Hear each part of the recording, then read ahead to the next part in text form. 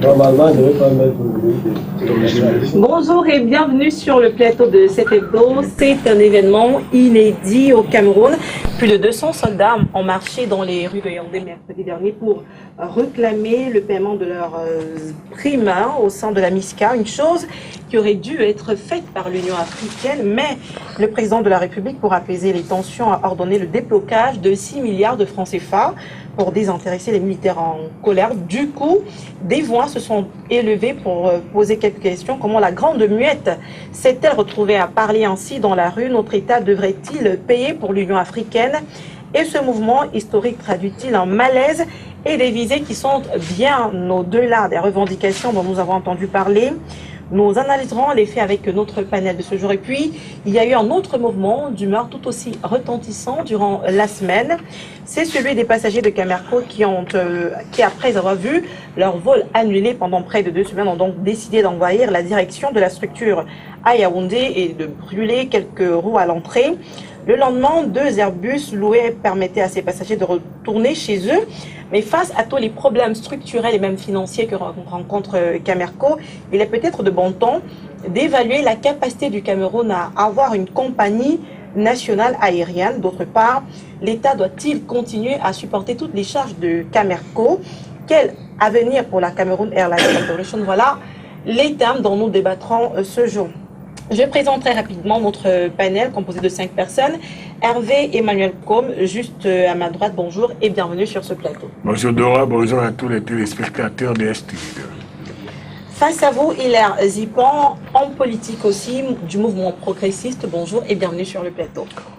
Bonjour Dora, bonjour à tous les téléspectateurs de STV. Bien entendu, c'est un honneur pour nous de participer à cette émission pour laisser apparaître les positions du mouvement progressiste en permanence dans l'activité politique de notre pays. D'accord. On a également Elimbi Lobé sur ce plateau. Bonjour, monsieur Elimbi Lobé, bienvenue. Merci de m'avoir invité à vos travaux de ce jour.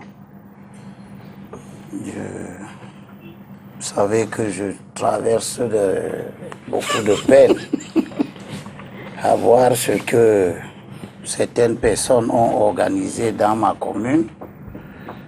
Je leur ai gardé ce petit morceau choisi qui sort dans 1er Timothée chapitre 6 verset 13 qui leur dit ceci: en présence de Dieu qui garde en vie toutes choses et de Jésus-Christ comme témoin, a fait la belle déclaration publique devant Ponce Pilate. Et c'est Paul qui dit à Timothée: je t'ordonne d'observer le commandement d'une manière pure et irréprochable. Parce qu'il est important que ceux qui nous écoutent aujourd'hui sachent que c'est nous-mêmes, dans le SDF, qui avons dit dans l'article 7 de nos statuts, alinéa H, 7.4 alinéa H, que le membre qui, de quelque manière que ce soit, a des dettes sous quelque forme que ce soit envers le parti, n'est éligible à aucun poste ou fonction au sein du parti. Donc ceux qui prétendent avoir investi M. Ngoualem Carlos, qui nous a pris 3 50 000 francs de caution au trésor pour empocher cet argent, et que de nombreux mois après, en particulier le 22 avril, le parti a décidé de le poursuivre en justice, eh bien, c'est des membres du parti qui se réclament de la hiérarchie et qui n'ont pas observé le commandement de façon pure et irréprochable sont de mauvais membres. Merci, monsieur Elimbi-Lobé, pour ce coup de gueule. Je n'ai pas voulu vous couper dans votre élan. J'ai senti que c'était important pour vous de le mentionner. Donc, je présenterai rapidement les 2 autres membres du panel. Hubert Itondi, journaliste, est avec nous. Bonjour, bienvenue. Chère Madame Dora, bonjour. Bonjour aux téléspectateurs de STV. Je constate que tu allais dire Afrique Média. Ah mais Hervé Emmanuel comme se trompe et je suis plus Afrique Média, je ne parle pas d'Afrique Média. Ça, la précision vaut la peine parce que c'est une mauvaise blague Et je sais que vous en êtes habitué. Je vous laisse le soin de cela. Merci de cette explication. Je disais Je vous en donc, prie, Hervé Manuel, comme laissé. j'étais donc en train de dire que je suis le directeur général de DBS Télévision. D'accord, merci. C'est ça, pour que M. Emmanuel Comme calme ses ardeurs. La précision, c'est, vous avez choisi deux sujets, mais en principe, peut-être que vous avez donné à Elimi Lobé de faire ce qu'on appelle coup de gueule. Moi j'ai un souci parce que quand on regarde ce qui se passe aujourd'hui dans le monde, là, je veux parler de la situation en Europe. Alors, vous permettez qu'on revienne tout à l'heure, parce que tant que j'ai pas fini de présenter le panel, vraiment, c'est parce que M. Elimi Lobé s'est retrouvé en train de lire la Bible un dimanche. Voilà. Denis Kwebo, bonjour, bienvenue sur le plateau. Bonjour Dora, je suis là aujourd'hui. Je n'ai pas été là pour les 2 dernières éditions, pas parce qu'il y a des problèmes, mais parce que ça, c'est notre plateau. Je suis un peu triste, ou alors beaucoup triste pour le Cameroun ce matin avec le double attentat de Kolo Fata. Kolo Fata, oui, bien sûr. Ça commence à être difficile pour nous, mais je suis convaincu que notre pays restera debout et que nous allons gagner si tout le monde joue franc jeu.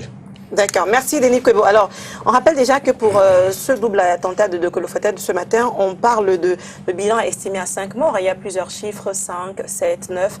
Donc, on a choisi de faire la moyenne pour dire 5 morts. On attend les précisions donc, des autorités gouvernementales. On va tout de suite prendre la transition et venir débattre de notre premier sujet, la marche des militaires protestataires dans les rues de Yaoundé mercredi dernier.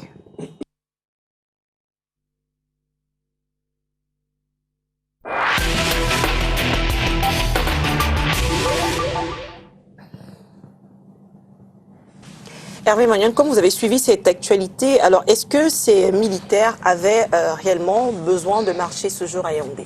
Écoutez, avant de répondre directement à cette question, je voulais faire 4 remarques que je sois suivi attentivement, afin que je ne sois pas mal interprété, pas de préjugés comme j'ai cru le comprendre tout à l'heure.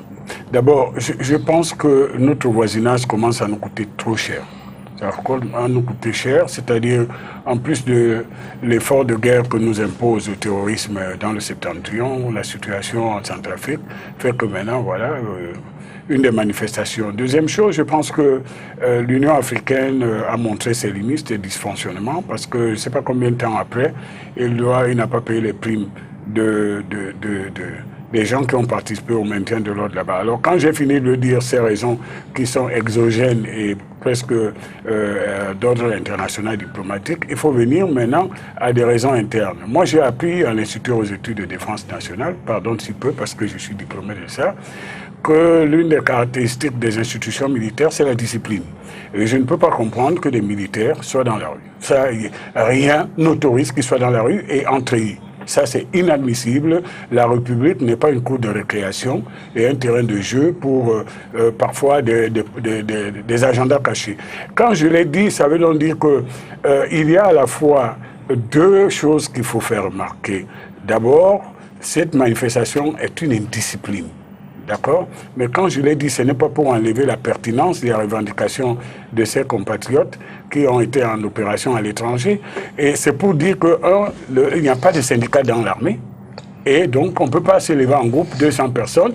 Et si vous voulez défiler seulement pour ces indemnités, ils n'avaient qu'à laisser le treillis et le casque qui appartiennent à la République dans la caserne et venir en civil comme tout le monde. Parce que voyez-vous, quand eux, ils ont défilé avec le treillis et le casque, qu'est-ce qu'ils vont faire demain si on leur envoie une opération de maintien de l'ordre, si une autre catégorie sociale défilée? Donc pour moi, la raison des indemnités n'autorise pas cette témérité par rapport à l'indiscipline. La deuxième, c'est que quand même, nous avons une armée structurée.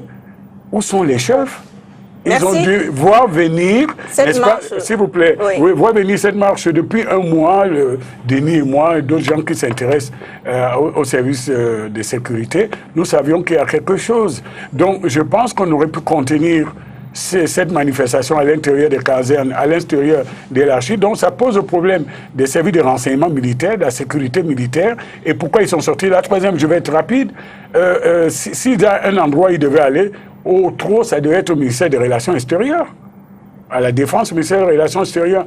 Ils ont traversé la ville en treillis, et certains gens ne comprenaient pas comment les gens en treillis. Bon, bref, tout cela doit cesser.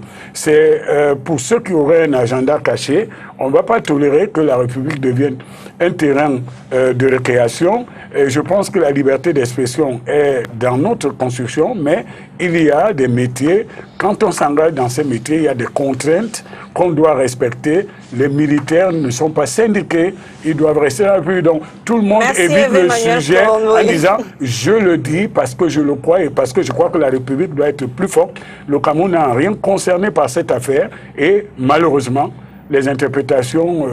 ça peut donner envie, vous savez, la petite vie en mangeant. Oui, alors Hubert Etondi, justement, Hervé Manion, comme a posé une question tout à l'heure, hein, où étaient les chefs de ces militaires qui étaient dans la rue quand même? Parce qu'en même temps, on peut noter que c'était en l'absence du président de la République et qu'il y avait déjà eu des concertations qui montraient quand même que le Cameroun se souciait, si du moins on s'en tient à la communication de Issa Chiroma Bakary. Donc, où étaient les chefs de ces militaires?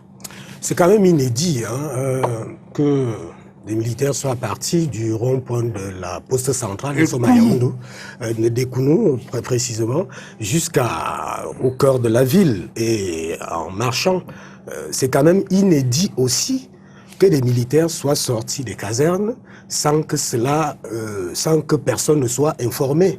C'est quand même dans l'ordre de l'extraordinaire qu'on prenne, même si en principe, on peut accepter que les militaires étaient fâchés, on connaît la cause, c'est-à-dire qu'ils réclament les primes de leur mission au niveau des missions de paix qu'organise l'Union africaine, mais ça ne s'explique pas quand ils sortent sans que leur chef soit au courant. À se poser la question de savoir où était leur chef, je crois que là, vous voulez dégager les responsabilités que moi, je ne peux pas dégager ici, parce que je fais des lectures et je fais des analyses. Donc, je m'interroge, parce que, en fin de compte, c'est-à-dire, en amont, on retrouve, en fait, où on détermine, où on arrive à qualifier que les chefs sont revenus et que les chefs les ont récupérés. Alors, où est-ce qu'ils étaient pendant qu'ils initiaient la marche et qu'ils sont sortis? Il y a un point d'interrogation. Mais quand même, il y a une chose qu'il faut dire, c'est que c'est pas pour la première fois que ça arrive pour l'Union africaine. Hein. Ça, c'est en 1999 qu'Onan Bédi avait été renversé. Hein. Au retour, les soldats de la mission de Centrafrique avaient perdu le pouvoir. Oui. Parce que les militaires étaient fâchés, ils n'avaient pas reçu des primes, ils ont manifesté et ça arrivait au pire. À ce niveau, on peut quand même donc se poser objectivement la structuration qui est faite dans les missions de paix qu'organise l'Union africaine, et peut-être aussi, parce que c'est là le cœur du problème, le financement de ces missions-là et la manière par laquelle l'argent qui y est dispensé circule. C'est là le véritable problème, parce qu'il y a eu même guerre des chiffres. Le ministre de la Communication a donné un chiffre, on a vu l'expert de l'Union africaine donner un autre chiffre, et puis on allait dans la guerre des écritures comptables qui doivent être claires. Tout ça, ça pose des sérieux problèmes. Et là, il faut interpeller l'Union africaine, parce que je chute par là. Je crois que, d'une manière assez claire, ce problème n'est pas le problème du Cameroun, c'est le problème qui doit être géré par l'Union africaine. Merci, Hilaire Zipan. Bien, je pense que mes deux prédécesseurs ont situé suffisamment bien le débat. J'ose pas croire ou faire une révélation. Ici, pour ceux qui connaissent bien la structure politique dans laquelle je milite, qui est le mouvement progressiste, que son coordonnateur général, par extension, a une formation militaire. C'est un ancien militaire. Bien entendu, donc il est un capitaine d'armée, donc nous avons... Et j'ose croire que je fais aussi une révélation pour dire que nous avons statué déjà dans le parti pour cette situation-là, pour dire que nous allons pondre dès demain officiellement, après toutes les validations, un communiqué. Cela étant dit, Hervé a dit quelque chose de très pertinent. Une armée, c'est une discipline. Et une armée est en ressort le dernier gardien de toute une république. Si c'est elle qui grève, ça veut dire que la décadence de l'État est extrêmement criarde. Et là, comme il a beaucoup de talent et beaucoup d'ingéniosité, Hervé, il veut nous faire croire qu'il n'y a pas de responsabilité. Oui, il y a la responsabilité. Ah si, il est. Il y a la responsabilité. Il y a la responsabilité. Tout à fait. Dans les dispositions légales de l'organisation de notre pays, il est très clairement dit que l'armée est mise au service des unités de commandement que sont le sous-préfet, le préfet, le gouverneur en ce qui les concerne. Première question que je vais vous poser. D'où vient-il que l'armée marche sur à peu près 15 km sans que le sous-préfet, le préfet, le gouverneur et bien entendu le secrétaire chargé de la gendarmerie ne soit informé de la situation. Si c'était l'opposition, on aurait sorti le habous et les bouteilles d'eau pour pouvoir nous arroser. Et là, à ce moment-là, Hervé Emmanuel Combes est d'accord avec moi que l'État de la République doit être d'abord politique avant d'être administratif. Or, le glissement de notre État aujourd'hui est de faire de manière que l'État est devenu administratif de grâce. Et là, c'est un coup de gueule du mouvement progressiste que les administratifs nous laissent gouverner le pays, nous qui sommes politiques. S'ils décident d'être les politiques, qui quittent le chapeau d'être administratif pour devenir des politiques. Pourquoi? Parce que devant l'opportunité de la décision à prendre, il n'y avait pas de politique. Et le ministre de la Défense, en principe, devait être en politique. Mais comme le ministre délégué, c'était le chef de l'État. Et comme dans le RDPC, tout commence au RDPC. L'État, le RDPC. Donc il revient, le RDPC. Il finit, le RDPC. Pour terminer, le RDPC, on en doit se poser la question si le fait que le RDPC aujourd'hui manque au raisonnement de ses responsabilités, nous pouvons dire. Tout étant toutes choses égales par ailleurs. Je crois savoir que Etoun a dit aussi quelque chose de très pertinent. L'Union africaine, quand même, quand elle prend des soldats d'un certain pays, ils doivent dire que c'est des gens suffisamment organisés. Il y a des conventions qui régissent ces trucs-là. Et je suis en train de vous poser la question. Si les soldats étaient suffisamment fondés du fait qu'ils n'avaient pas reçu les primes, pourquoi n'ont-ils pas posé à Bangui? Pourquoi n'ont-ils pas posé à Bangui? En principe, ils devaient le poser à Bangui et non venir le poser à Yaoundé. Encore à Addis Abeba. Parce que Yaoundé n'était concerné ni de près, ni de loin dans les théâtres des opérations. Et enfin, dans l'organisation militaire, les transmissions sont faites par des requêtes. Les requêtes de transmission du colonel, que ce soit le contingent, le colonel, jusqu'au général, jusqu'au chef d'état-major des armées, on a le droit de se poser la question, qu'est-ce que c'est? Or, du côté humaniste, ils ont raison. Mais du côté organisationnel, ils n'ont pas raison. Parce que l'armée, comme a dit Hervé, n'est pas syndiquée. Donc, c'est une arme qu'il faut regarder avec beaucoup de tranchants. J'ose croire que pour faire l'interprétation qu'ils ont sorti les galons, ça veut dire qu'ils étaient en rébellion par rapport à la République. Bien entendu, ensuite, ils ont marché, pas en colonne de route, mais en groupement, en faisant de la perturbation. Et donc, je crois que le chef de l'État doit tenir toute responsabilité, le secrétaire à la gendarmerie, le gouverneur, le préfet, le sous-préfet, pour qu'il ne masse pas seulement l'opposition, mais qu'il s'en rende que la République doit être organisée et qu'il doit avoir un chef. Et le chef de notre pays, à l'heure actuelle, c'est pour le bien. Merci. Pour chuter, enfin, pour dire que le président a besoin de l'énergie à l'heure actuelle, du soutien, des apports, pour que nous faisions face à Boko Haram. C'est ça qui doit être la préoccupation, la détermination. Toutefois, le fait que je lui ai apporté le soutien veut dire que si le président de la République a des manquements, on doit le faire, on doit le lui dire. Et donc, et là, le comité central du RDPC, dont j'ai un membre ici, doit pouvoir statuer pour pouvoir prendre une décision tout à fait en ce sens-là. D'accord, merci Hilaire Zipan. Elim Bilobé, on a dit beaucoup de choses déjà sur le plateau et on a surtout mentionné le fait que la priorité pour le Cameroun maintenant, c'est cette guerre qu'on a entamée à l'extrême nord avec la secte islamique Boko Haram. Alors, est-ce que les militaires qui marchent n'étaient pas suffisamment conscients de ce que le problème ne concerne pas directement le Cameroun et qu'on n'avait peut-être pas besoin d'un mouvement d'humeur de ce genre? Je ne suis pas tout à fait d'accord quand on dit que le problème ne concerne pas le Cameroun, parce qu'il faut savoir à peu près comment ça fonctionne. Est-ce que les soldats, quand ils sont dans des missions de paix comme ça à l'étranger, leur paye vient d'où? C'est leur État qui les paye via... Est-ce que c'est l'Union africaine qui les paye via l'État du Cameroun, en envoyant l'argent à l'État du Cameroun, quitte à l'État du Cameroun de payer? Ou est-ce qu'ils vont dans les caisses, dans les offices de l'Union africaine pour se faire payer directement? Auquel cas la question de Hilaire est pertinente. Pourquoi ils n'ont pas revendiqué ça à Bangui? Puisque si c'est l'Union africaine elle-même qui les paye directement, alors l'Union africaine n'est pas au Cameroun. Donc, ils ont déplacé peut-être le champ de la revendication. Mais ce que je veux dire, qui nous concerne tous, c'est qu'il ne faut jamais supporter l'arbitraire. Parce que l'arbitraire, c'est l'arbitraire. Le jour où ça s'abat sur Denis Kwebo, Hilaire est content. Parce que c'est l'arbitraire qui ne concerne que Denis Kwebo ce jour. Et on oublie que comme c'est l'arbitraire, demain ça peut concerner n'importe qui. Quand les hommes politiques ou les organisations syndicales posent des problèmes qui renvoient à la manière de gouverner le pays, ce sont ces militaires-là qu'on utilise pour faire taire tout le monde, et de façon arbitraire. Aujourd'hui, c'est eux-mêmes qui sont concernés par la mauvaise gouvernance. Parce que si l'Union africaine n'a pas envoyé de l'argent, et que l'État du Cameroun sait que ces gens devaient être payés, l'État du Cameroun aurait dû prendre des dispositions longtemps à l'avance, quitte à ce que l'Union africaine rembourse l'argent de l'État du Cameroun. D'ailleurs, c'est ce qui a été fait, puisque le chef d'État n'a plus le temps d'aller voir l'Union africaine pour demander payer.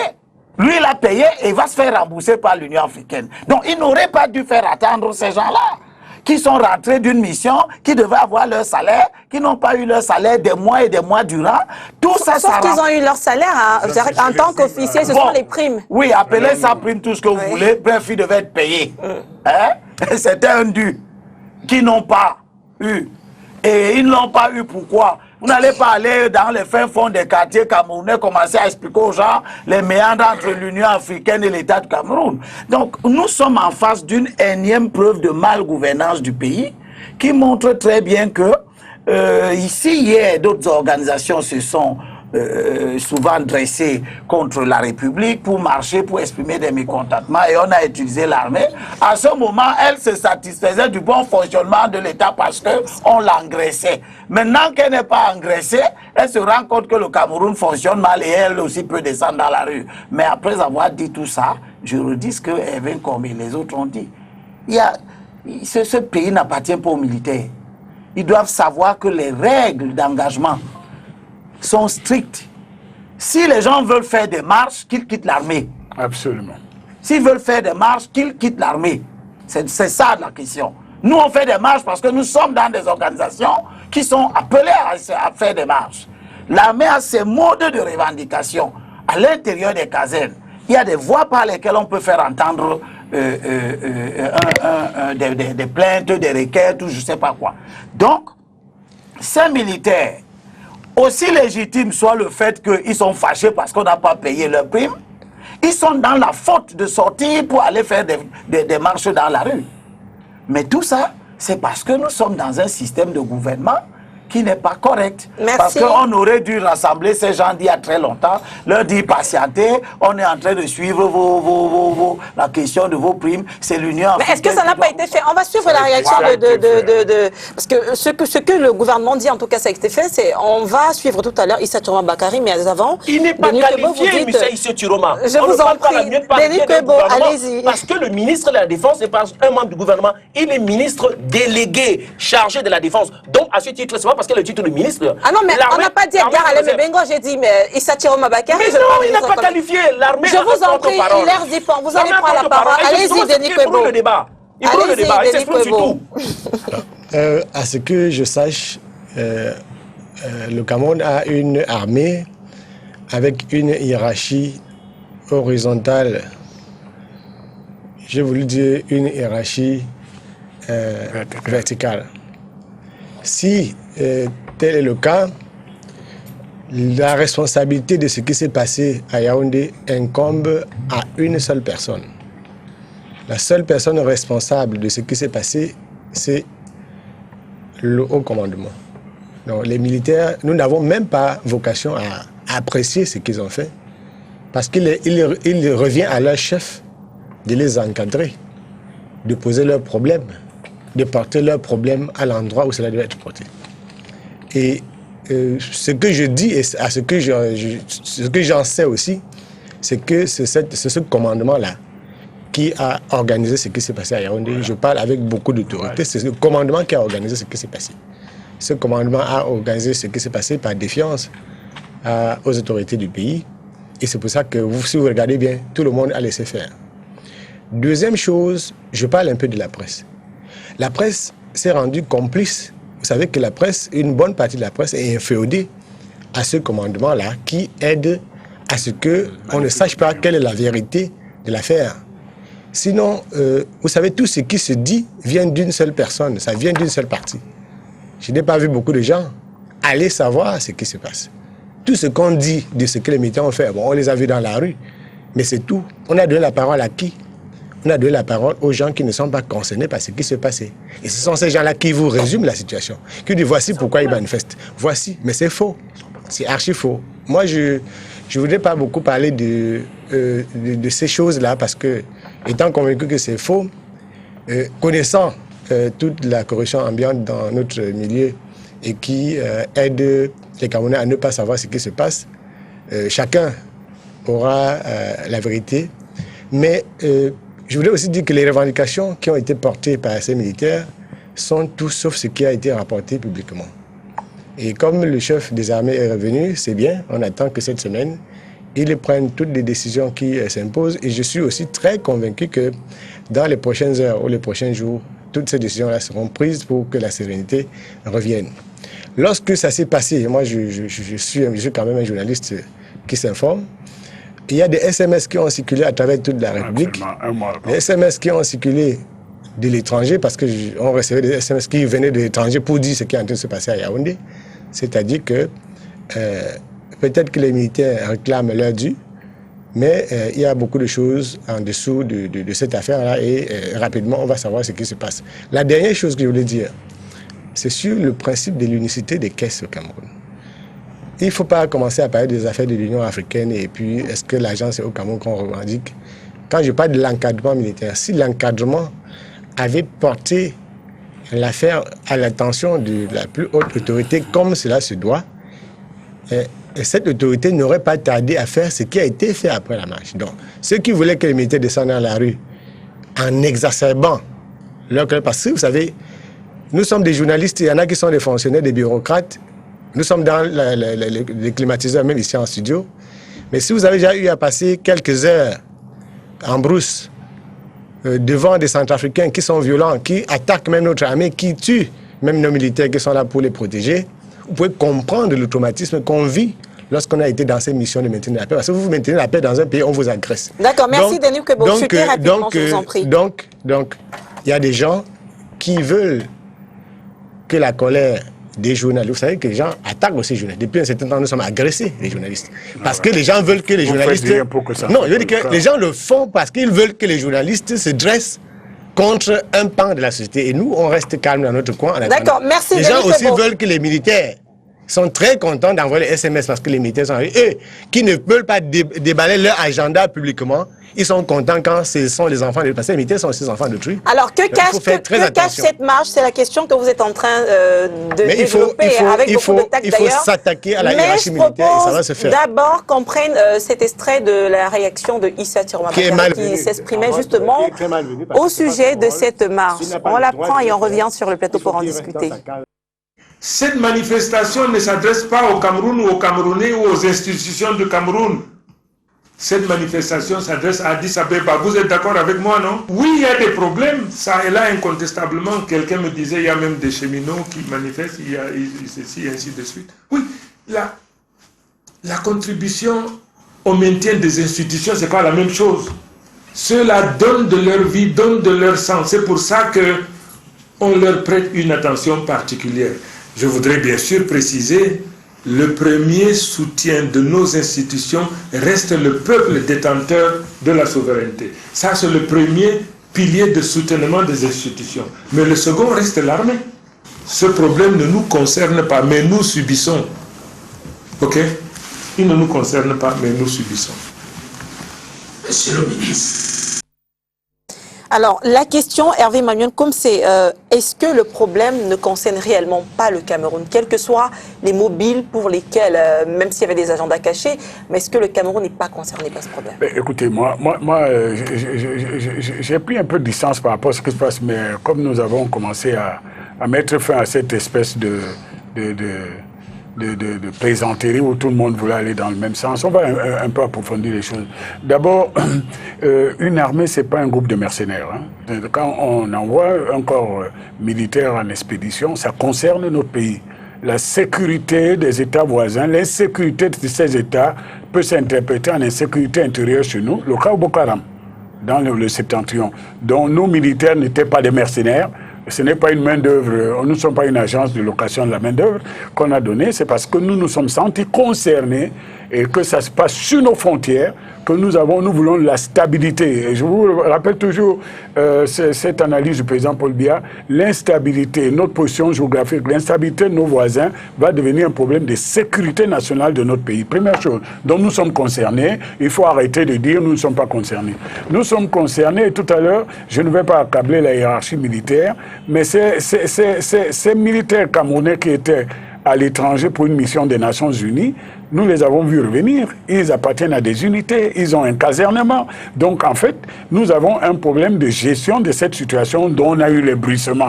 Bon, s'il y en a d'autres qui ont des agendas cachés, eh bien, on va tout mettre sur la table. Pourquoi? Parce que je pense que ceux qui veulent passer par ce genre de situation pour pouvoir réaliser leurs projets politiques, nous trouverons sur leur chemin. Et je voudrais qu'on sache qu'il y a une différence entre le corps expéditionnaire qui était en Centrafrique et les militaires qui sont engagés sur le front du Septentrion. Nos militaires qui sont sur le Septentrion sont sur le territoire national, sont en train de remplir une mission de défense de notre territoire. Les militaires qui sont revenus de Centrafrique étaient pour essayer de stabiliser la situation en Centrafrique. Ce n'est pas une mission moindre que l'autre, mais elle n'est pas de même nature. Donc, j'ai dit tout à l'heure que le Cameroun n'est pas une cour de récréation où les gens vont venir faire des jeux de calcul. Tout à l'heure, Hilaire et Denis ont posé des questions et je vous supplie, je ne participerai pas à la réponse à certaines questions, même si j'ai un point de vue. Qu'est-ce qui s'est passé pour qu'une manifestation non autorisée, manifestement, fasse 15 km et des gens en treillis? Il ne faut plus que ça recommence. Parce que la République n'acceptera pas cela. Ceci dit, quelle que soit la légitimité des revendications de nos compatriotes qui sont militaires, ils sont engagés dans un métier régalien qui impose un ordre, la discipline. Et on évalue la capacité d'une armée par sa discipline et le niveau psychologique de ceux qui la composent. Ces deux éléments-là ont été bafoués. C'est un spectacle qui ne doit plus avoir lieu. Merci Hervé Manuel. Alors, il y a quand même un problème à Hubert Etondi. On a eu le même problème avec Boko Haram. On dit qu'il y a des gens qui sont tapis dans l'ombre. Voilà encore que pour cette marche, on dit qu'il y a peut-être des personnes qui manipulent et qui ont des agendas cachés. Voilà. Donc maintenant, la question c'est pourquoi ceux qui, je prends même cet temps de mes panels, je les inclus dans le lot, ceux qui détiendraient cette information ont souvent du mal à la donner clairement. Pourquoi? Quelle information? Par exemple, de savoir qui serait derrière pour manipuler. Si on sait que des gens manipulent, pourquoi ne pas le dire? Et pourquoi quand la Léquier s'est exprimée, excuse-moi, quand la Léquier s'est exprimée, vous avez dit haro sur la Léquier? Non, on n'a jamais dit ça, on a posé des questions. Je crois que, non, il ne faut pas faire, on n'est pas naïf dans ce jeu-là. Nous nous trouvons là dans un échiquier politique, nous nous trouvons dans une nation, nous nous trouvons dans un État. Et nous nous trouvons dans une situation où certains, manifestement, ont établi d'un côté ou de l'autre que ils sont en fin de régime. Et donc, ils peuvent faire un certain nombre de choses pour un positionnement peut-être futur, pour une marge, en fait, marge de pouvoir, parcelle d'autorité, un ensemble de choses. C'est ça, c'est un microcosme assez dangereux et qui, on aime le mot nébuleux, mais c'est une nébuleuse parce que, en principe, dans ces réseaux-là, personne ne veut montrer le visage. Beaucoup se cachent. Denis Kouébou parlait tout à l'heure des SMS. On les envoie parfois sous anonymat. J'en ai eu. Alors, quand vous avez des personnes qui agissent de cette manière, vous allez désigner qui? À ce niveau-là, il est clair que nous sommes dans un État organisé. D'ailleurs, je peux me réjouir comme les autres que le président de la République, Paul Biya, est rentré au Cameroun. Il y a des personnes bien appropriées pour se renseigner sur ce qui se fait dans l'ombre. Et il y a des manières, il y a des méthodes, il y a un processus à cela. Et je crois que il va instruire et il a la nécessité d'instruire pour que on sache cela, parce que il y a aussi un autre risque. Je vous ai parlé, je vous ai fait un parallèle par rapport à la Côte d'Ivoire, le Conan et du Sénégal aussi, pour ce genre de manifestation où on est arrivé à des situations de renversement de pouvoir. Alors, ça commence à être très dangereux si on regarde cette affaire sous ce prisme-là. C'est pour ça que au-delà du fait que c'est une question de l'Union africaine, c'est une question camerounaise, nous trouvons là dans la capacité d'anticiper dans les décisions et dans les actions qui doivent être prises lorsqu'on organise, lorsqu'on gère, lorsqu'on on dirige des personnes. Et c'est de ça dont il est question. Donc ici, vous avez posé une question tout à l'heure. Les responsables de l'armée étaient où? Je peux dire en chutant que ces responsables de l'armée sont fatalement coupables dans cette affaire. Parce que ils n'ont pas eu la capacité d'anticiper sur ce paiement, parce que ce que le président... Non, commençons par le paiement, parce que c'est le paiement des primes qui est à l'origine de la revendication. Donc, ce que le président de la République a décidé, étant à l'étranger, il aurait décidé même depuis avant, et maintenant sur la marche elle-même. Mais ma foi, je suis désolé, je m'excuse, c'est une attitude fâcheuse d'irresponsabilité. D'accord, merci. Hilaire Zipan, à propos de cette marche justement et de ce qu'elle pourrait signifier, est-ce qu'il n'y a pas un risque, parce que finalement, si l'armée descend dans les rues et que le même jour on dit envoyez-leur les 6 milliards, est-ce que le message qu'ils ont envoyé n'est pas suffisamment fort en termes de chantage ? Non, on ne peut pas dire que c'est un message extrêmement fort. Je pense que l'interprétation que vous voulez donner, du moins si je saisis bien votre question, c'est qu'on ne doit pas manifester pour rentrer dans son dû, à ma connaissance, surtout quand c'est encore aussi sensible que celui de l'armée. Mais le rôle d'un gouvernement, c'est d'anticiper. Et je pense que ce que le ministre de la Communication a dit tout à l'heure et dans sa conclusion, c'est qu'il a dit que le gouvernement camerounais subit. Comme si les soldats étaient rentrés d'eux-mêmes de Bangui. Non.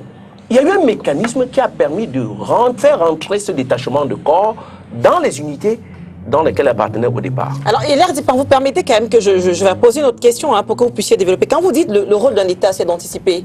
Dans le cas du paiement d'un gouvernement, c'est d'anticiper. Ouais. Dans le cas de ces paiements de primes, on a vu qu'il y a des emprunts obligataires, des bons de trésor public qui sont émis. Donc, à un moment donné, on peut quand même regarder la situation financière du Cameroun elle-même pour comprendre que même s'il y a besoin d'anticiper, on n'avait pas forcément sur place l'argent de payer ce que doit verser normalement l'Union africaine. C'est parfait. Dora, tu as beaucoup d'ingéniosité. Je pense que Hervé Mayan, comme qui est un banquier, va être d'accord avec moi sur l'analyse que je vais faire. Oui. Ouais. Il s'agit donc d'un corps expéditionnel qui part d'un État dans lequel il était prêté pour rentrer au Cameroun. Elle ne se fait pas de manière spontanée. On les organise, ils prennent leur bagage, tout et consorts, et puis rentrent au Cameroun. Non. Une fois sur place, vous réintégrez vos unités de commandement de départ. Donc ça veut dire que entre le parti de Bangui pour Yaoundé et réintégré, il y a eu un délai de temps. Le rôle de l'administration militaire, c'est de régler tout ce qu'il y a comme dû en attendant, avant qu'ils ne viennent. Première étape. À partir de ce moment, une fois qu'ils sont sur place, on dit bon, ces fonds sont disponibles, vous pouvez passer à l'intendant, toucher vos fonds. Absolument. Pour un pays bien organisé. Et Denis Pebo leur enchérit, il y a une unité de caisse. Or, je suis d'accord avec moi, vous êtes d'accord avec moi que lorsque un État comme le Cameroun dégage en permanence ce qu'ils appellent les excédents budgétaires, en fait, qui sont des sous-consommations de crédit, ça veut dire que dans le budget de l'État, il y a des disponibilités. Et le montant revendiqué par l'armée, il était à près de 6 milliards.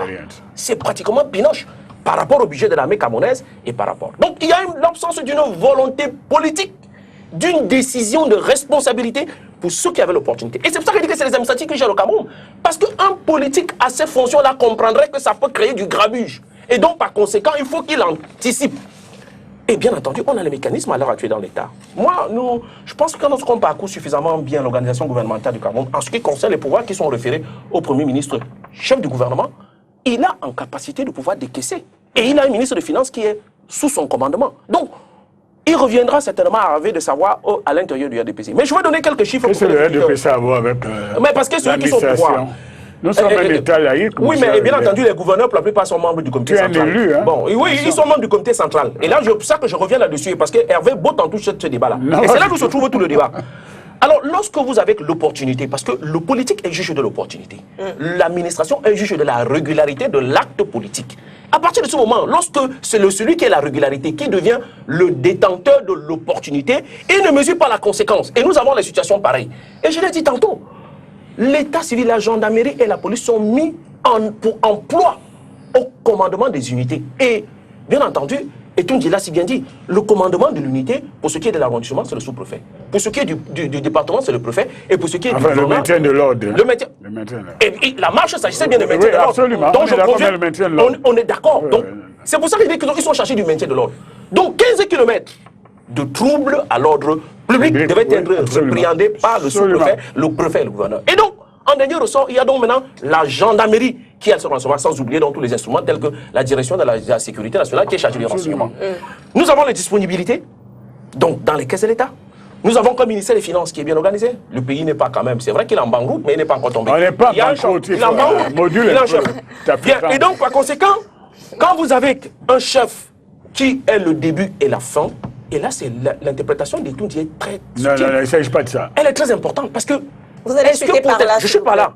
Le texte qu'on a l'habitude de faire, est-ce qu'on ne veut pas démontrer que le Cameroun commence avec Paul Biya, se termine avec Paul Biya, et donc ce régime ira après Paul Biya, et donc dans lesquels il y avait J'ai rien compris de son jeu. Merci. Alors, je vous en prie, Elie Bilobé, si on est toujours en train d'agiter le spectre de la manipulation et tout ça au Cameroun, mais on a dit, les autorités se renseignent. On a même vu des listes circuler qui annonçaient un remaniement ministériel. Absolument. Ça montre quand même qu'à la tête de l'État, il y a du grabuge. Mais pourquoi le président de la République ne prend pas de mesures fortes? En tout cas, est-ce que vous les voyez, ces mesures? Le président ne peut pas prendre des mesures fortes contre les militaires qui l'ont maintenu au pouvoir 32 ans. C'est du donnant-donnant. Donc, c'est ce qu'il va faire. Je n'attends rien de spécial. Il va leur donner de l'argent et puis, à la rigueur, les plus faibles d'entre eux, les petits caporaux, etc., on peut les déplacer, les réprimer plus tard, doucement, pour que ça ne fasse pas de bruit. Tout ça, ça rend compte de ce que le pouvoir est fragile. Le pouvoir est fragile parce que, premièrement, c'est un pouvoir devenu illégitime pour avoir trop duré. Oh là là là là là là. Ça, c'est une nouvelle notion de science politique.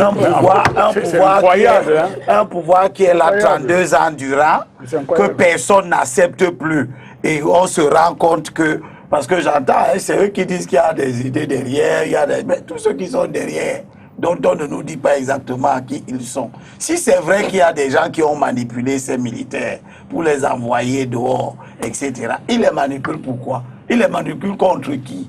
Ils les manipulent contre le régime. Ça veut dire qu'eux-mêmes, au sein du commandement militaire de l'armée, si c'est là-bas que les manipulateurs se trouvent, eux aussi ont déjà maille à partir avec le régime. Mais qu'est-ce qu'ils lui reprochent? Ce régime qui les a tant engraissés, qu'est-ce qu'ils peuvent lui reprocher aujourd'hui? Ils ne peuvent que lui reprocher une éternité au pouvoir parce que tout le monde en a assez. Donc je pense que le premier acte de malgouvernance générateur de tous ces désordres, c'est une éternité au pouvoir qui finit par lasser tout le monde. Vous croyez que l'armée de Kadhafi s'est retrouvée complètement délitée? Pourquoi? Parce que trop longtemps au pouvoir, il ne contrôle plus finalement rien, il croit contrôler, exactement comme le président. J'ai entendu les gens dire, oui, les services de renseignement, mais ces services de renseignement que vous voulez performants, vous constatez bien qu'ils ne sont pas performants. Pourquoi ils ne sont pas performants? Parce que pendant très longtemps, ils ont cessé de faire le travail pour lequel ils sont conçus. Ils ont commencé à faire un travail de soutien à un régime politique. C'est de ça qu'il est question. Or, le soutien à un régime politique, lui, il doit venir du peuple, pas de l'armée. L'armée protège les institutions face à des agressions. Elle ne soutient pas les institutions. C'est deux conceptions très différentes de la mission de l'armée. On a pollué l'armée, on l'a amené à faire un certain nombre de choses parce qu'il fallait qu'elle soutienne un régime. Maintenant, ce régime, même soutenu, il est toujours mauvais et finit par ne plus être capable même de bien gérer l'armée. C'est pourquoi j'ai dit, dès mon propos au début, ne soutenons jamais l'arbitraire. Parce que l'arbitraire, c'est l'arbitraire. Ce régime, cette armée, c'est elle qui a réprimé les étudiants ici. C'est elle qui a réprimé les événements contre la révision de la Constitution. Oui. À ce moment, elle faisait quoi? Elle était en train de défendre un mauvais régime que les gens voulaient faire tomber. Maintenant, elle ne défend plus le mauvais régime. Elle-même veut le faire tomber. Si j'en tiens, je m'en tiens à ce que, aux supplications des gens. Merci. Moi, je dis, tout ça, ce sont des signes, comme Hubert l'a dit, de fin de règne. Mais pourquoi une fin de règne peut-elle être aussi agitée? Parce qu'elle a trop duré. Si c'était un mandat qui se terminait normalement conformément à la Constitution. Il a chuté, c'est la fin maintenant. Les militaires ne seraient pas dehors. Ok, merci. Voilà. Avant que je ne passe la parole à Denis Kebo, je vous permets de réagir avec Emmanuel Co. Non, c'est-à-dire que la difficulté d'une telle émission que nous avons, c'est que ça glisse presque sur une superposition, une juxtaposition de discours. Et comme on dit en français, l'occasion faisant le larron, chacun veut mettre son ingrédient dans une sauce qui n'a plus rien à voir. J'ai entendu des choses ici auxquelles je dois quand même m'élever d'une façon ferme. D'abord, nous ne sommes pas au pouvoir, le président Biya est au pouvoir grâce aux urnes. Et ça, c'est clair. Ce n'est pas un homme qui a fait un coup d'État. Il est là, par la volonté du peuple camerounais. Donc, c'est un pouvoir légitime. Deuxièmement, oui, il y a eu des dysfonctionnements pour en arriver là, à partir de l'Union africaine et tout, voire même des responsabilités internes. On ne va pas fuir cela, hein, ça nous concerne. Mais ces dysfonctionnements, ça n'est pas la marque d'une banqueroute de l'État. Comme tu as dit, si on a pu donner 6 milliards hier, on pouvait les donner avant-hier ou avant-avant-hier. Et tu as bien décrit, je vois que l'officier qui est président de ton parti vous a déjà formé. Et ce sont des unités, on les déplace par un individu. On a vu les gens déplacer. Donc, tu as parfaitement raison, on aurait pu limiter tout cela. Ce qui doit nous intéresser aujourd'hui, c'est que l'occasion faisant le larron et l'appétit venant en mangeant, il ne faut pas que ces genres d'actes que moi je voudrais limiter à l'indiscipline et au dysfonctionnement se répètent. Parce que là, c'est une menace sur la République. Et la République, Denis l'a dit tout à l'heure, est verticale.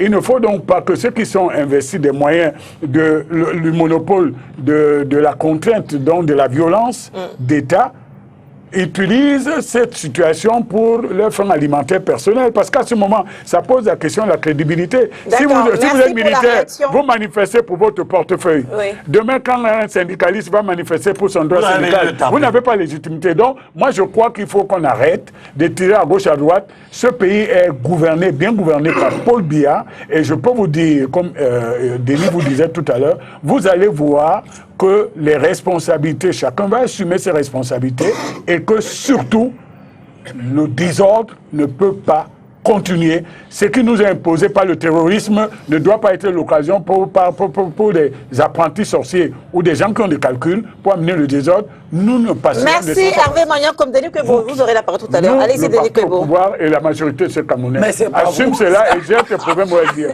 Non, je voudrais d'abord aussi dire à la suite d'Abel Elimbelobe que Biya n'est pas maintenu au pouvoir par les militaires depuis 32 ans. Même pas un peu, c'est même pas empathie vrai. Depuis 32 ans, Biya est au pouvoir, d'abord parce qu'il y a un système électoral qui est comme il est, mais surtout à cause de la corruption des hommes politiques, y compris le SDF dont Elimbelobe est membre. Ce sont les hommes politiques. Mais il essaie de le décrier. Non, je dis que ce sont... de le décrier. Non, je ne parle pas de Libye en personne. Non, sur cette trajectoire-là, il... Non, je ne suis pas en contradiction avec... Non, mais c'est l'avocat de... Elibi n'a pas dit qu'il était en contradiction avec moi sur certaines choses. Ah, d'accord. Non, il n'a pas encore parlé.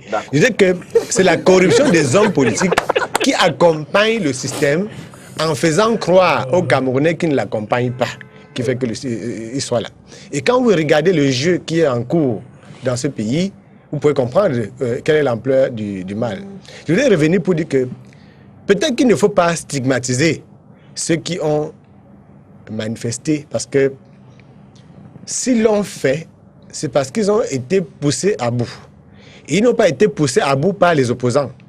Ils ont été poussés à bout par les personnes que Paul Biya a nommées pour encadrer l'armée.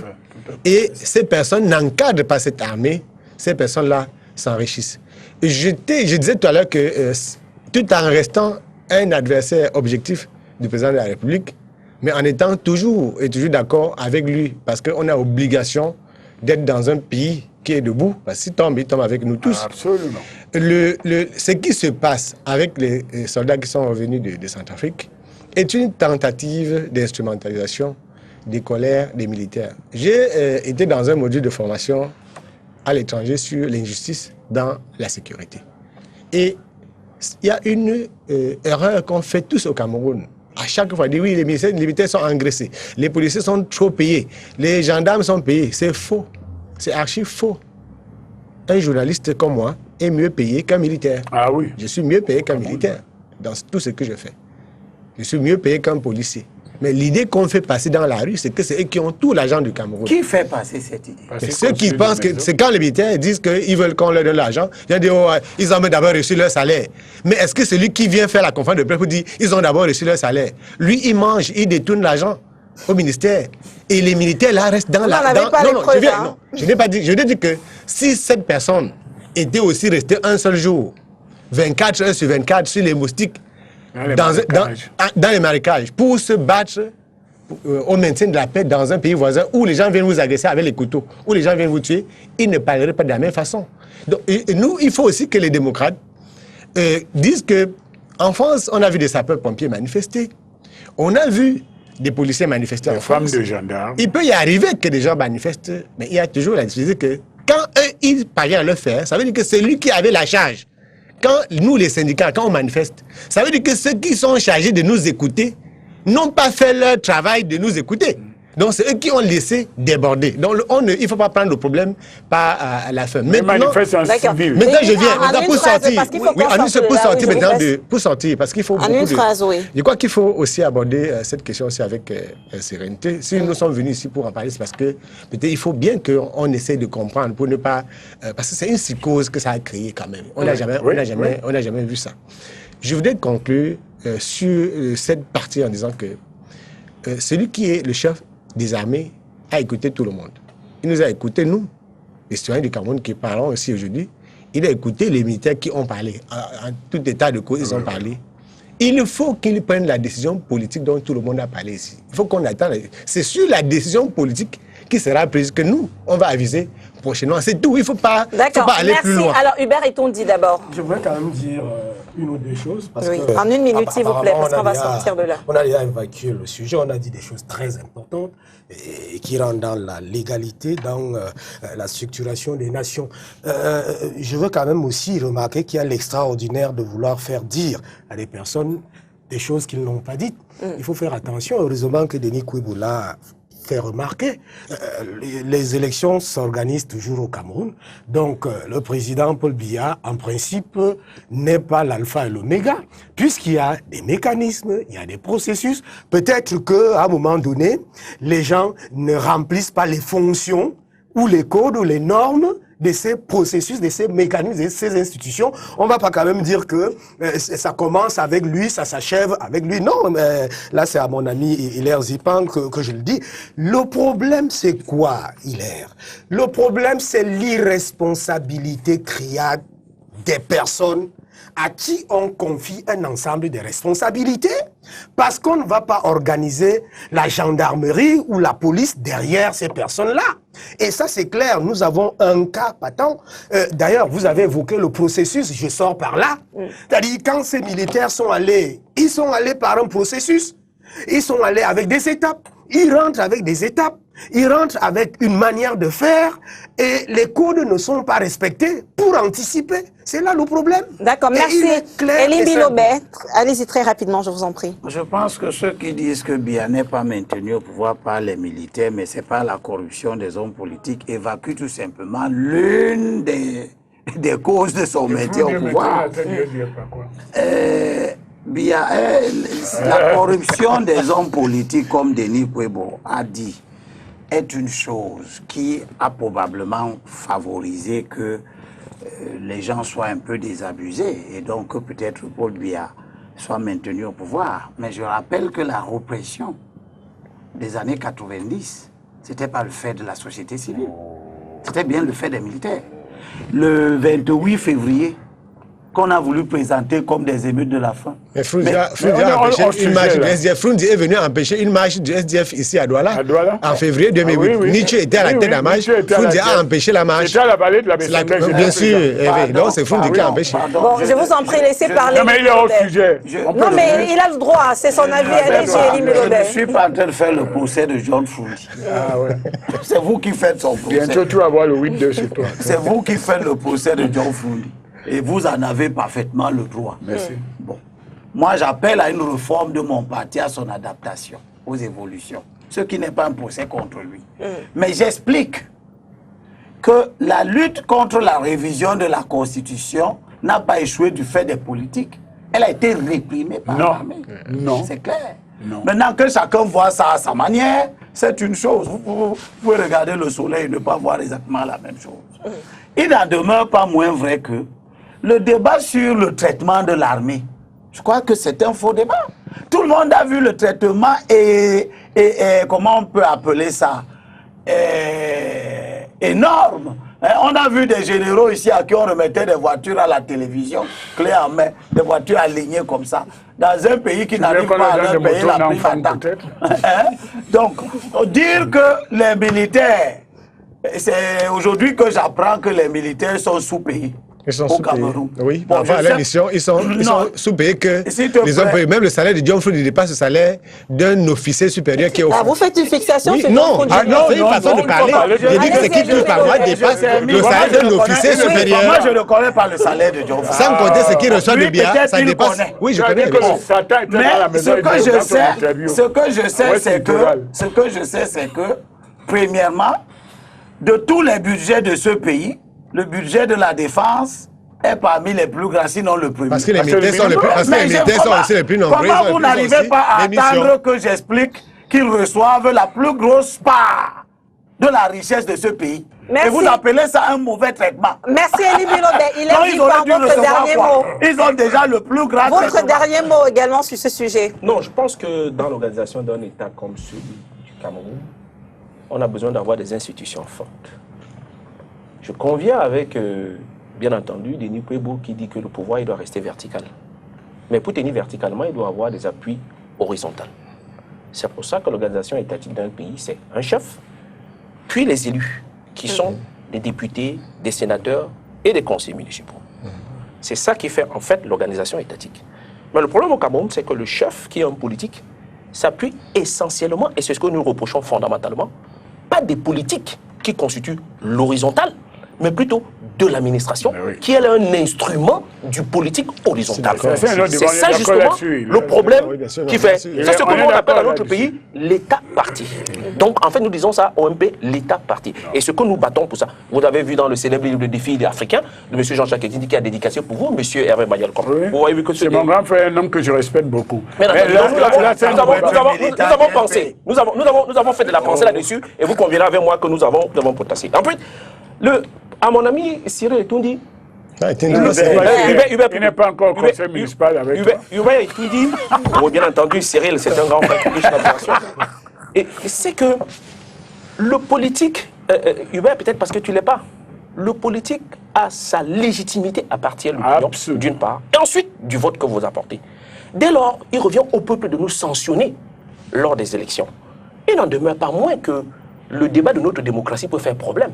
Il n'en demeure pas moins qu'on peut se poser sujet sur la culture politique du pouvoir en place. Mais on ne peut pas dénier que le président de la République est le chef de l'État, le chef des armées. C'est déjà un problème. Mais d'une manière, duplicitement, ce que nous acceptons pour MP, c'est qu'il est chef de l'État.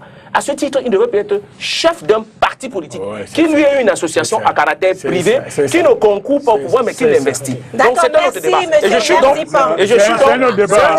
C'est un autre débat. Et donc, je pense que le tripatouillage, mon temps de parole aujourd'hui. Et donc, dans la manière de penser, dans la manière d'orienter, dans la manière d'éduquer et dans la pédagogie que nous avons, mouvement progressiste, nous pensons que le RDPC n'est plus en capacité de gouverner. Alors, ça, c'est votre dernier mot, allez-y. Oh, c'est pas le dernier mot. Je pense que c'est ce qui s'est passé à Yaoundé est tout simplement quelque chose qui ne doit plus avoir lieu, quelles que soient les raisons légitimes ou pas, et les dysfonctionnements qui ont donner lieu à ce genre de manifestation, nous, les républicains démocrates, nous ne pouvons pas l'accepter. Quant au RDPC, comme c'est devenu récurrent chez nos adversaires, nous sommes une organisation politique qui assume parfaitement ses responsabilités. Nous restons en bloc, en soutien derrière le chef des armées, chef de l'État, Paul Biya, et nous pensons, ce que Denis l'a dit, et moi je peux vous dire que les choses ne seront plus comme avant. Il n'y aura plus de désordre. Merci. Allez, Denis Kouébou, malheureusement, je ne vous repasserai pas la parole sur ce sujet. On prend la transition et on parle de l'autre mouvement d'humeur, celui des passagers de Camerco, cité lundi dernier. Transition.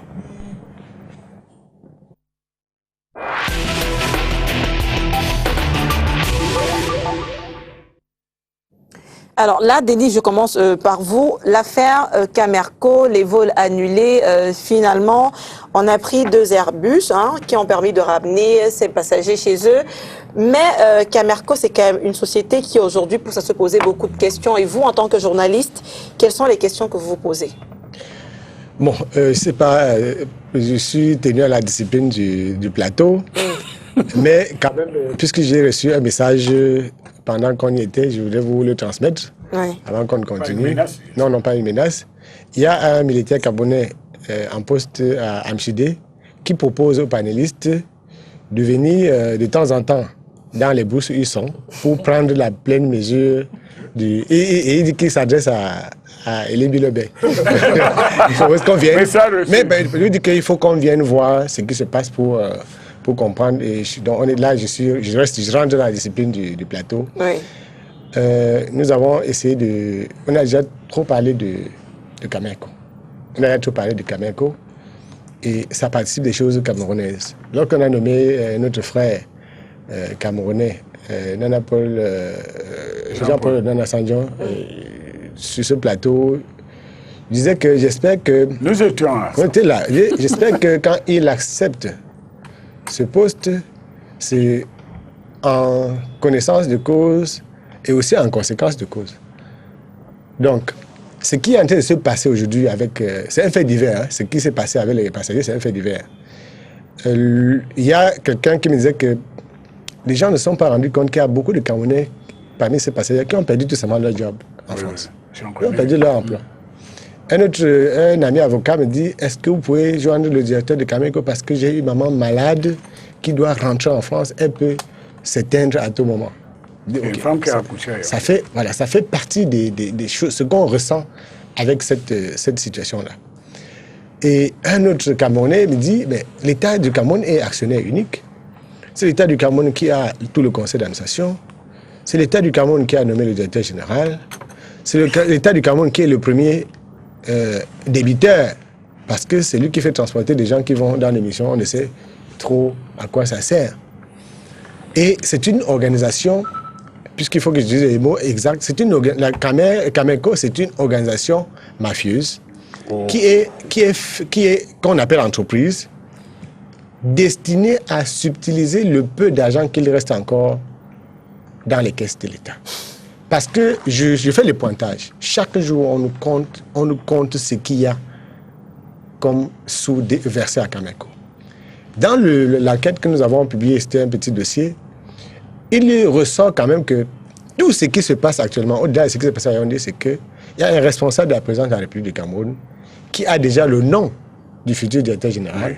Oui, même du futur président du Conseil. Et il s'attaque principalement au président du conseil d'administration qu'on appelle Edouard Kamel-Foumou, qui a eu une oreille attentive, qui a trouvé un écho favorable auprès de Biya, qui a décidé que le plan de relance soit mis en route.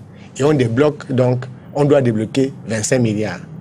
Et parce que les 25 milliards là doivent être gérés par une personne sous contrôle. Vous allez chuter des niveaux. Il faut donc que cet argent ne soit pas débloqué. Sauf que dans le jeu dans le jeu d'alliance et de contre-alliance du régime qui est vraiment mauvais, les Camerounais sont en train d'être mal servis. Il y a des concitoyens qui ont perdu leur job. Il y a des gens qui peuvent en mourir. Donc il faut que ce spectacle-là s'arrête pour que l'image du Cameroun à l'étranger ne continue plus d'être... Alors le spectacle, justement, est-ce qu'il est prêt de s'arrêter, Hervé Manuel-Combe? Parce que, comme je disais, il y a des questions qu'il faut se poser aujourd'hui sur... quand on regarde la situation financière de Camerco, c'est, par exemple, pourquoi est-ce que les 25 milliards jusqu'à présent n'ont pas été débloqués alors que tous les documents semblent être prêts? Oh, vous savez, il y a plusieurs façons d'aborder le débat sur les entreprises publiques ou parapubliques au Cameroun. Soit on l'aborde comme un épicier tunisien en pensant que parce qu'on n'a pas vendu du Ndiansang, c'est pour ça que la sauce n'est pas assez relevée aujourd'hui. Le vrai problème que nous avons au Cameroun, je dois d'abord dire que moi, en tant que Camerounais, j'ai honte devant des situations que nous vivons. Et je voudrais donner à l'information, j'attends qu'on me contredise, parmi les 10 compagnies aériennes les mieux gérées au monde, au moins 6 sont publiques. Oui, en Afrique, vous avez Ethiopian Airlines, Kenya Airways, South African Airlines. Ce sont des entités publiques. Donc, le caractère public ou privé d'une compagnie n'est pas déterminant. C'est la qualité de ses managers qui est déterminant. Bien. Deuxièmement, le choix de ses managers. Oui, je vais y arriver. C'est un gars de ton quartier qui est à la tête de la compagnie, d'ailleurs. Donc, je vais y arriver. Moi, je ne peux pas entrer dans le débat sur les compétences ou pas de Jean-Paul Nana, parce que c'est mon ami, en plus parce qu'il en a. Mais je pense que c'est secondaire. La véritable question aujourd'hui, c'est que l'État, propriétaire de la compagnie et actionnaire unique, qu'est-ce qu'il fait? Parce qu'une compagnie aérienne, ça coûte de l'argent. Quand je vous ai parlé de l'épicerie tout à l'heure, vous pouvez continuer à mettre 25 milliards tous les mois. Ça va être bouffé comme à l'époque de Ngameni. Vous comprenez? Ça, c'est l'épicerie. Il faut que l'actionnaire devienne dynamique et qu'autour de la table, ils mettent des gens compétents et disent, bon voilà, on va restructurer. Est-ce qu'il nous faut une compagnie aérienne? Ma réponse est oui. Est-ce que nous en avons les moyens? Ma réponse est oui, malgré le contexte que nous vivons maintenant. Alors il faut mettre des gens autour de la table, compétents, et dire ça coûte combien au minimum pour redémarrer une bonne compagnie. 200 milliards, on va les mettre sur la table, faire un nouvel échéancier avec ce que tu as dit tout à l'heure sur les emprunts et tout, et dire on va créer une compagnie digne de ce nom. Pourquoi? Parce que quand vous entrez à Air France, ce sont les Camerounais qui sont pleins dedans. Quand vous rentrez à Rwanda Airways, c'est incroyable. Ce sont les Camerounais. Toutes les compagnies qui arrivent ici sont les Camerounais. Ça veut dire que le marché existe, mais nous n'avons pas encore mis la structure adéquate et les compétences qu'il faut. Donc moi, je pense donc que ce qui s'est passé à Camerco et Yaoundé est une honte pour un pays qui a tant de technocrates, des gens compétents, et je pense que l'État lui-même doit assumer ses responsabilités en apportant les moyens pour que cette compagnie démarre. Il est temps, il faut le faire. D'accord. Alors, Hubert, et-on dit, il y a deux clans. On dit aujourd'hui, il y a des clans, il y a un clan qui veut que Camerco ferme pour qu'une autre société vienne gérer ce trafic. Et puis, on dit qu'il y a l'autre clan aussi. Finalement, quand on veut se montrer objectif, quelle est la meilleure option aujourd'hui pour le Cameroun quant à la gestion de cette compagnie nationale? Je crois que l'Étoile du Cameroun souffre d'une maladie congénitale, c'est-à-dire dès la naissance de la structure elle-même. Vous n'êtes pas sans ignorer que j'ai écouté un expert qui parle avec autorité dans ce domaine, sur ce dossier, de la défunte Camer et de l'actuel Camerco, M. Daniel Yango. Et lorsque je suis allé vérifier, j'ai constaté que près de 100 contrats ont été faits. Et ma foi, parfois dans le vent, parfois sans grande retombée. Et ça fait problème. Avant la naissance, et vous parlez aujourd'hui des deux camps. Mais vous savez que à la création même de cette Camerco, il y a eu bataille entre les ministères. Ministère des Transports, ministère de ceci. Et c'est chacun qui voulait, ministère des Finances, c'est chacun qui voulait, en principe, gérer le dossier.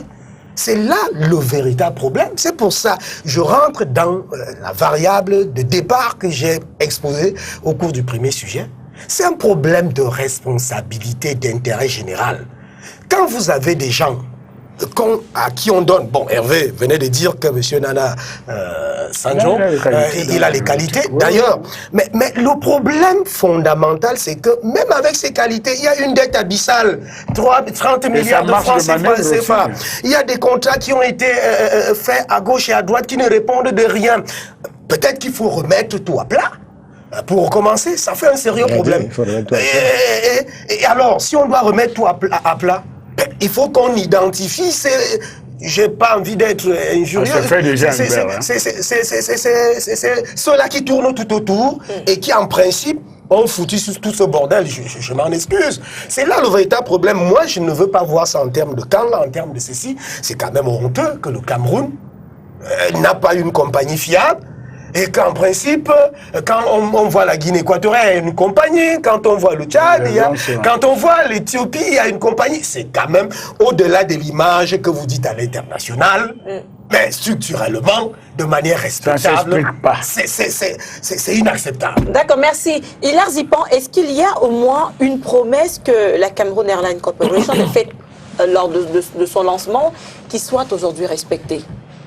Non, je ne peux pas prendre caution de dire que quelque chose a été respecté, mais je pense qu'un homme politique a besoin de l'histoire un peu, parfois pour ravitailler sa pensée. En 1972, quand on a fait la Camer à l'époque, on a pris un professeur d'histoire-géographie, mais qui avait beaucoup de talent, qui s'appelle le feu président Samuel Eboa, dont j'ai son gendre ici sur son plateau. Il aurait pu quand même tirer profit à dire qu'il a quand même un beau-père qui était très brillant. C'est pas un bien personnel. Ah oui, c'est pas un bien personnel. J'ai pas reçu ça en héritage. mais au moins, tu as eu sa fille en héritage. Oui, donc, par conséquent, bien oui, voilà. Donc, je peux dire que c'était un monsieur valeureux, qui était des choses qui pensait qu'il est patriote avant d'être tout. Et c'est ça qui manque en principe sur le plateau. Les valeurs de notre pays aujourd'hui sont devenues l'argent. Oui. Vous avez beau être diplômé, vous avez beau avoir de l'expertise, ce qui retient les Camerounais, c'est l'argent. Il a combien de voitures, il a combien de comptes en banque, il a combien de maîtresses. C'est ça les valeurs de notre pays. Et une fois qu'on a déboîté l'État comme ça, ou on a déboîté un pays complètement comme ça, on n'a plus. Vous dites, un jeune, il dit qu'il va être féman. À partir de ce moment, il n'y a plus de valeur. Et donc, quand il n'y a pas de valeur, il n'y a plus d'expertise. Donc, on a le droit de se poser la question si cela était beaucoup plus mieux qualifié. Et ils étaient seulement des patriotes. Et donc, aujourd'hui, ce qui manque, c'est d'abord être des patriotes. La deuxième chose, c'est qu'à la naissance de la caméra, pour faire très vite, Timidi l'a dit, mais il n'a pas mis le doigt dans l'eau. Et tout, c'est quand même récent. En tant que journaliste qualifié, je te sais très brillant, il faut dire les choses dans l'État et citer les responsabilités. D'où vient-il que Essini Migny, ministre des Finances, recule à la caméra? D'où vient-il? Il n'avait pas en charge le transport. Il était ministre des Finances, qualifié seulement pour donner de l'argent, mais il est devenu le recruteur. Ensuite, il en a fait du premier ministre chef de gouvernement qui est déjà foncièrement occupé président de conseil d'administration.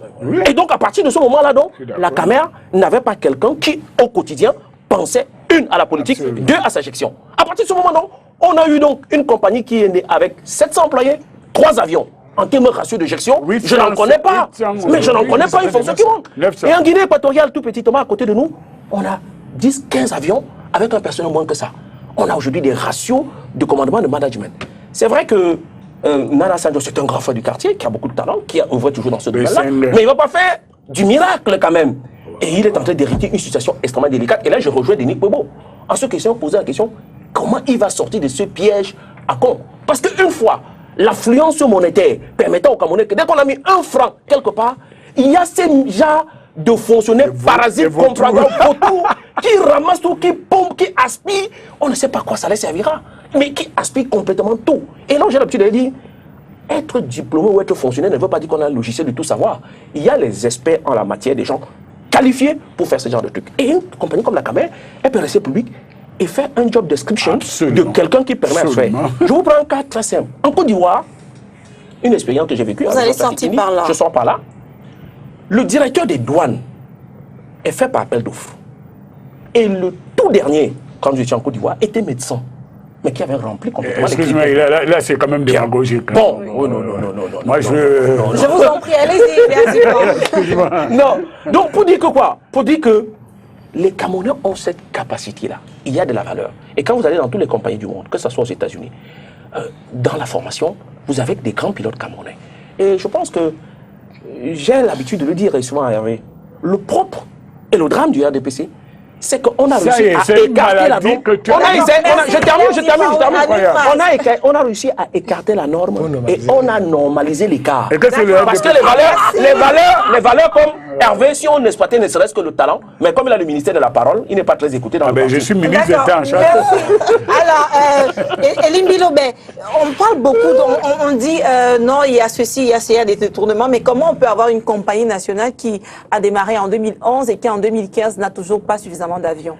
J'ai d'importants éléments de réponse que je vais vous donner. Ok. Mais je voudrais, Denis a reçu un message qui est un peu préoccupant. Je vais dire un petit mot à notre compatriote qui est... Un message qui a aussi de l'indiscipline, un point militaire. Non, ce n'est pas de l'indiscipline, il a aussi droit à l'expression. Ah, bon. Je voudrais lui dire que tout le monde doit être bien payé. Il est sur un théâtre des opérations et nous avons du respect pour ce qu'il fait là-bas. Comme nous avons du respect pour les policiers qui dirigent la circulation ici, qui font des enquêtes criminelles pour arrêter les bandits, etc., etc. S'ils n'existaient pas, il aurait fallu les créer pour que la société soit fonctionnelle. Donc qu'ils soient rassurés de ce que tout le monde considère que leur mission, toutes ces missions sont essentielles. L'enseignant aussi doit être bien payé. Tout le monde doit être bien payé. À la fin, la notion d'être bien payé est c'est à peu près quelque chose comme une fiction. Vous voyez bien.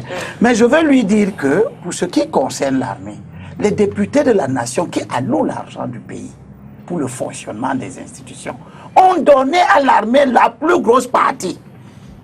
Les députés de la nation votent le budget. C'est eux qui donnent l'argent. Qu'ils sachent que les députés leur ont donné la plus grosse part. Donc ce n'est pas lui qui est responsable. Donc, si lui là-bas, il n'arrive pas à recevoir ce qui lui permet de bien vivre, comme nous avons dit ici tout à l'heure, qu'il y a des chefs, dans le cadre de la mauvaise gouvernance, qui font en sorte que cet argent-là n'arrive pas chez le... Merci, le message est passé. On va parler de Donc ils comprennent que quand nous évoquons la question de la gouvernance, nous parlons de quelque chose de global qui affecte tout. Comme vous voyez, nous sommes déjà sur la caméra. Pour dire que la question de la caméra, c'est la même chose. C'est la même chose.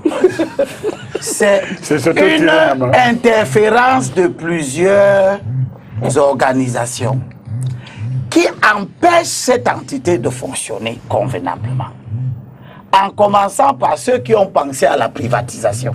Je suis heureux aujourd'hui d'entendre un néolibéral bontin, Hervé Ngom, qui dit aujourd'hui que l'État pouvait très bien rester le propriétaire de sa compagnie.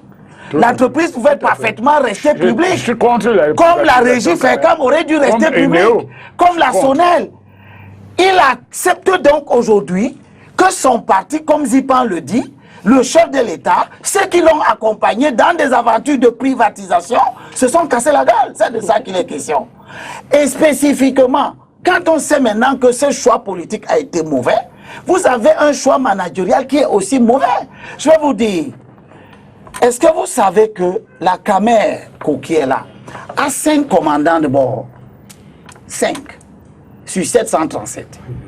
Il n'y a que 2, et que sur les 5 là, l'autorité civile de l'autorité de l'aéronautique civile s'est permis de suspendre, qui est une autorité camerounaise, s'est permis de suspendre 2 pilotes, 2 commandants de bord, Ekenlo et Ongba, pour des questions d'une piste qu'on a fermée, pour des questions de travaux qu'on n'est pas en train de faire. Et ces pilotes, chaque fois, se sont retrouvés dans la nécessité d'atterrir. Parce que un venait de Kinshasa, dernièrement, avec un avion qui était déjà en panne à Kinshasa.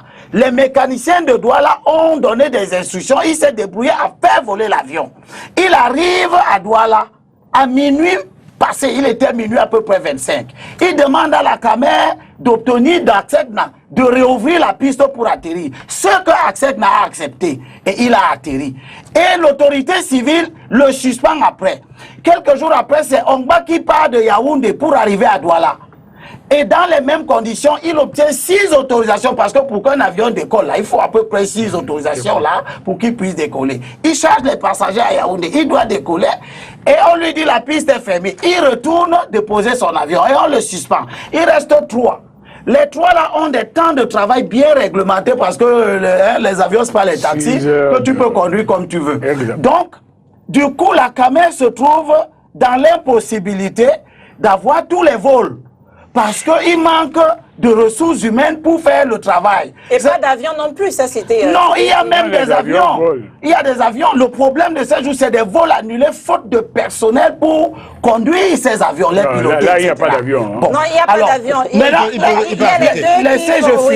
Laissez-je finir cette information. Ce qui est important à noter, ce sont ces interférences-là qui ne permettent pas, et eux tous l'ont noté, à aucun des directeurs qui s'est succédé à la tête de la caméra de faire véritablement le travail d'un manager. Vous avez un PCA à Cameroun qui, lui, ne quitte pas. Mais il a déjà fait partir le blanc, il a fait partir Mboto, il a fait partir la Minana qui était son ami, peut-être il risque de le faire partir aussi. Bon, si Akama Foumou est lui-même capable de diriger la Camer, mais qu'on le mette là et qu'on nous laisse tranquille avec cette histoire, lui il est spécial seulement, mais c'est lui qui veut diriger.